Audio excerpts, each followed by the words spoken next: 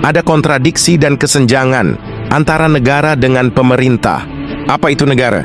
Negara adalah wilayah atau tempat tinggal rakyat. Di dalam bahasa Yunani, negara itu disebut hora. Hora artinya adalah wilayah tempat tinggal manusia atau rakyat. Sedangkan pemerintah itu adalah sebuah organisasi yang dibentuk oleh rakyat untuk membantu kehidupan mereka. Jadi pemerintah itu adalah pelayan rakyat atau abdi rakyat.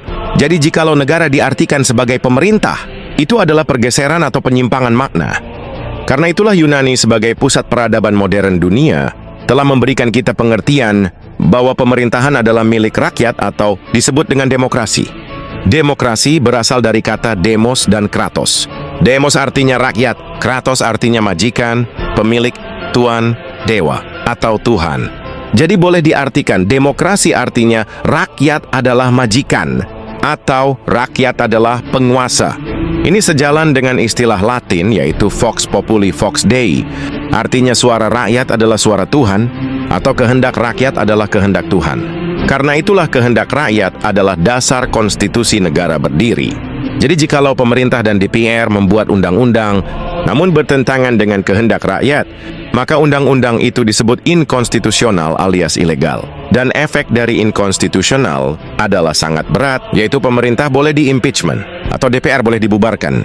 Yang jadi masalahnya adalah terlalu banyak produk undang-undang yang dilahirkan pemerintah bersama DPR namun inkonstitusional alias bertentangan dengan amanat atau kehendak rakyat. Tidak mungkin saya berikan contohnya satu persatu, sebab jumlah undang-undang yang korup alias inkonstitusional itu sangat banyak, bahkan bisa mencapai 90%. Dari semua undang-undang inkonstitusional yang diciptakan pemerintah, kita akhirnya tahu bahwa ini semua adalah sebuah indikasi kuat telah terjadi usaha kudeta serius terhadap kedaulatan rakyat. Mereka ingin merebut kedaulatan negara dari tangan rakyat ke tangan pemerintah yang tadinya hanyalah mandataris alias wakil rakyat atau pembantu rakyat. Biar saya berikan contoh simpelnya, apa perbedaan pemilik dengan mandataris? Ibarat saya memiliki tanah, lalu saya memberikan mandat kepada seseorang dengan menggunakan nama saya untuk mengelola tanah ini. Tentu sebagai pemilik, saya memberikan syarat atau perjanjian bahwa mandataris itu harus menyetorkan sebagian besar hasilnya kepada saya, lalu sebagian lagi boleh diambil. Itulah arti mandataris. Jadi mandataris itu bukan pemilik, tetapi utusan. Pemilik itu adalah rakyat, dan pemegang mandat yaitu presiden atau pemerintah, itu adalah utusan atau pembantu rakyat. Nah, jadi Anda bisa melihat betapa telah terjadi korup yang luar biasa dalam sistem bernegara kita, di mana mandataris atau utusan atau pembantu rakyat tadi mengkudeta hak kepemilikan atau kedaulatan negara dari tangan rakyat. Dan sekarang ini akan jauh lebih mengejutkan lagi. Ternyata kudeta kedaulatan rakyat ini bukanlah sesuatu yang serta-merta, tetapi sesuatu yang terjadi secara subconsciousness atau alam bawah sadar.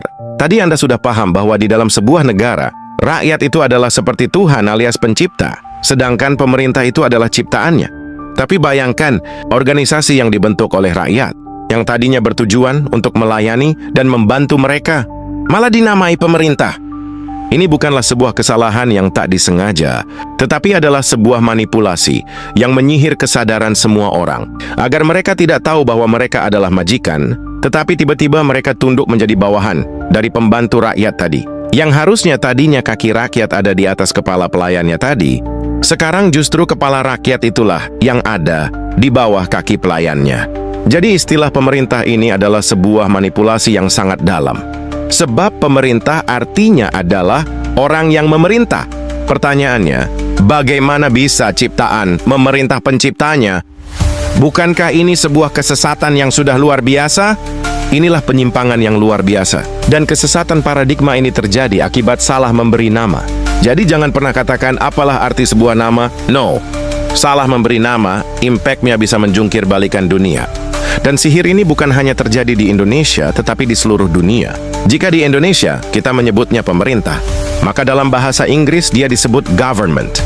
Tapi tahukah Anda apa arti government? Govern artinya adalah pengendali atau mengendalikan. Sedangkan man artinya adalah pikiran. Jadi ini berbicara mengenai subconsciousness atau mengendalikan alam bawah sadar. Tahukah Anda bahwa istilah pemerintah itu adalah istilah langitan atau turun dari langit? Sebab yang boleh memerintah itu adalah Tuhan atau dewa.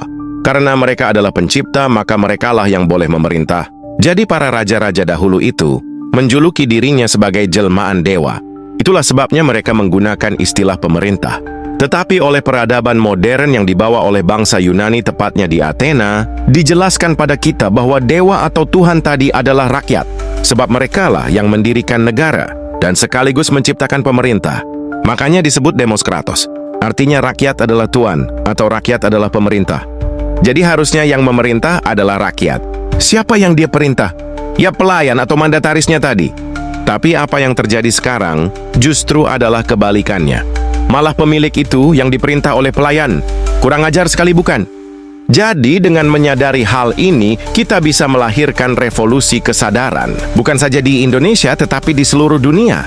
Jadi kita harus mengganti sesegera mungkin istilah yang sangat korup dan manipulatif ini.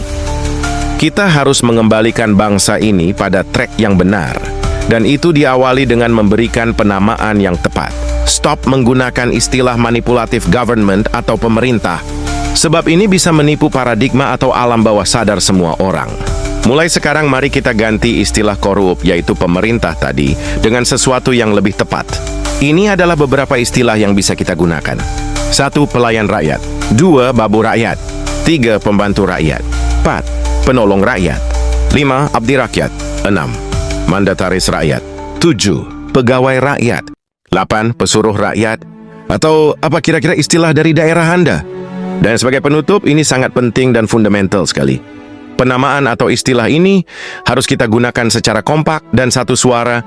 Jadi dari sekian banyak alternatif, maka saya putuskan kita sepakat